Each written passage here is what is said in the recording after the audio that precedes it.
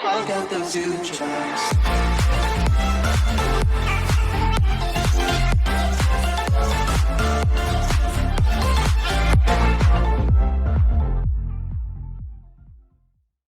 Bonjour les amis, bienvenue dans cette nouvelle vidéo. Aujourd'hui les amis, nous allons faire une vidéo sur Doctissimo parce que j'avais longtemps envie de faire cette vidéo et on va faire plusieurs situations et on va voir comment ils vont qu'est-ce qu'ils vont nous dire.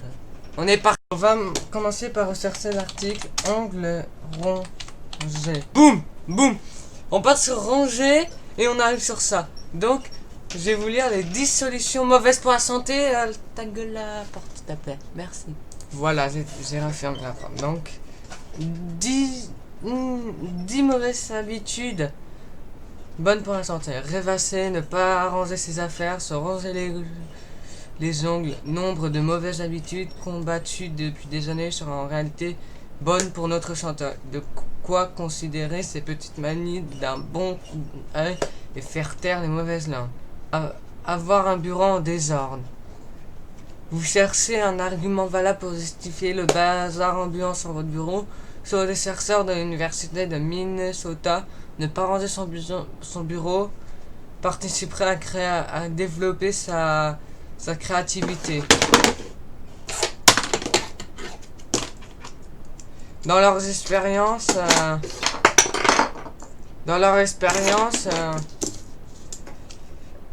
les participants ont dû répondre à une questionnaire alors qu'ils étaient assis face à leur bureau. Ceux dont le bureau est ordonné étaient plus enclins à faire des dons à des associations caritatives. Faisaient des collations plus saines. Bon, je déconne les amis. Des collations plus saines, mais lors de la seconde expérience, les participants désordonnés ont trouvé davantage d'idées sur la manière d'utiliser une balle de ping-pong que les autres. Les chercheurs en ont conclu que l'environnement favorisait leur créativité. Un atout pour les personnes évoluant dans les domaines de la culture, des arts ou des affaires. Vous avez désormais une bonne excuse. Ton patron va jamais laisser passer ça. Manger ses crottes de nez. Alors je déconne. L'idée n'est pas très récurrente, mais manger ses crottes de nez serait bon pour la santé. On va juste lire les titres parce que ça fait de lire. Rêvasser. Grignoter, pas si mauvais pour la santé. Dire des gros mots. Quoi?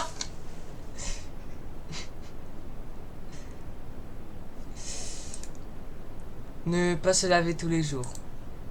S'exposer au soleil. Boire son urine. Ah, c'est dégueulasse. Mais qui boit son urine là? Ranger ses ongles. Ne pas faire son lit. Dire du mal des autres. C'est dégueulasse. Qui mange ses ongles? Allez, voilà. Donc nous avons rêvé de possession. Un truc qui m'aide ça souvent à rêver. Voilà, donc on va lire et on va voir selon qu'est-ce que c'est. Sachant que je sais très bien qu'est-ce que c'est déjà, mais c'est oublié. Et voilà le diable qui vient vous éruption dans votre vie onirique. Être possédé dans un rêve est peu fréquent, mais le rêveur assiste à des scènes de possession qui sont toujours vécues comme très angoissantes. La possession fait peur car elle correspond à une perte de contrôle insupportable. C'est comme une drogue hallucinogène qu'on vous aurait inoculé de manière insidieuse. Le rêve de possession met en scène une perte de contrôle insupportable.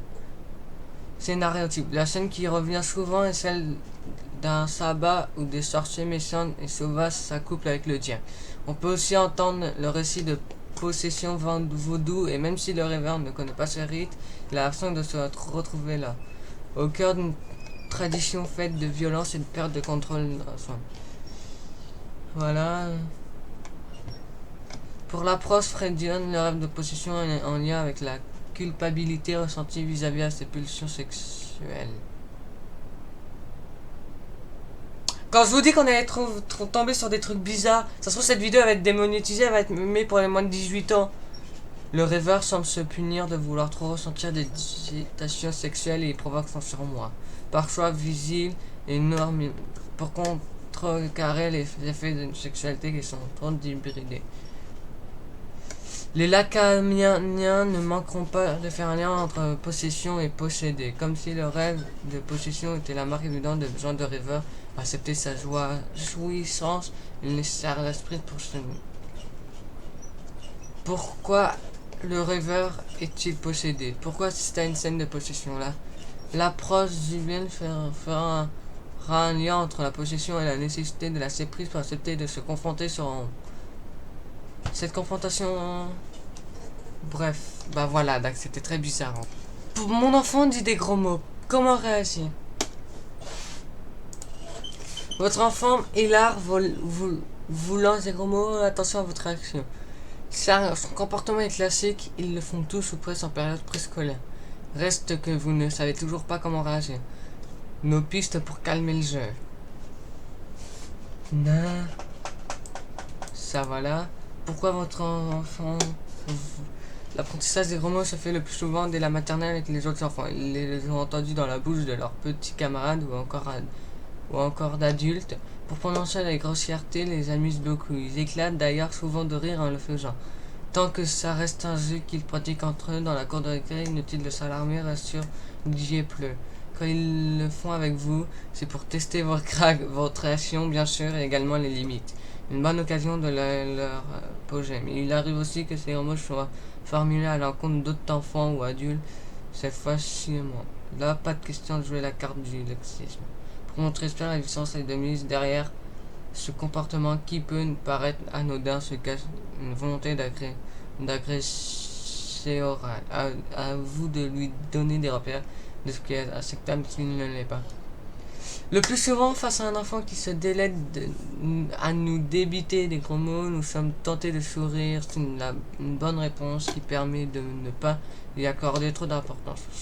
Cependant, cadrer dans la foulée est nécessaire. Vous pouvez lui expliquer simplement qu'on ne peut pas dire n'importe quoi à n'importe qui n'est pas en train de jouer dans la cour d'école avec ses compagnons. Le plus efficace est de les faire comprendre ce qu'est véritablement un gros mot. Il n'en connaît sans doute pas la portée quand il s'adresse à quelqu'un, conseille notre expert. En mentionnant que c'est un signe de manque de respect, qu'en procédant ainsi, il y a une grande chance qu'on ne le respecte pas à son tour, vous lui donnerez des éléments de réflexion et non pas un interdit. Poser des limites. Voilà, on pourra... Les amis, on finit la vidéo par un test.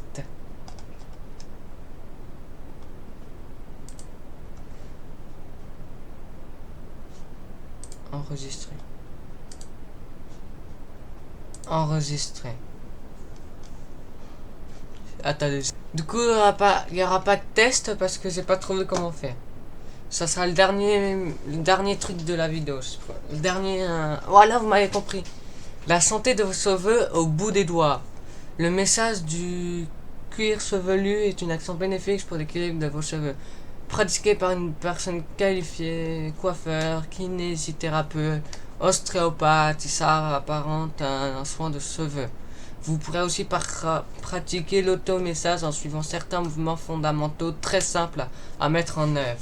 Le soin des cheveux secs.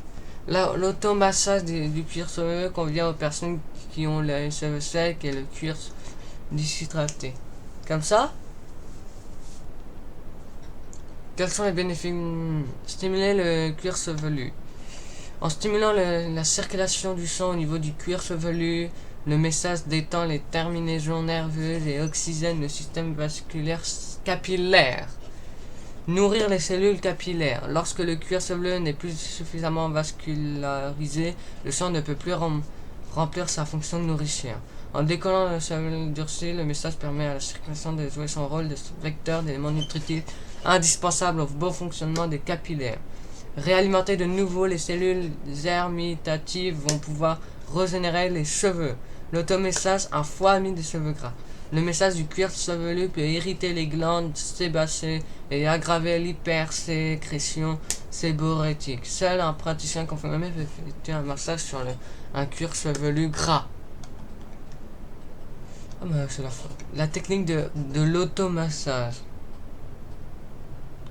Le message se pratique avec la pulpe des doigts, les extrémités souples afin d'exercer une pression douce qui va réveiller le cuir chevelu, les coudes sur la table je peux pas le faire. Pour bien repartir la pression de vos doigts, commencez l'exercice. 1. Posez les doigts des deux mains légèrement écartés sur la tête au niveau de la zone frontale. 2. Exercez une pression sur la peau avec un très léger mouvement de va-et-vient avec les doigts, pratiquement sans les bouger. C'est le cuir chevelu qu'on doit bouger et non les doigts. Variez la pression des doigts pendant cet exercice jusqu'à ressentir une impression de chaleur diffuse.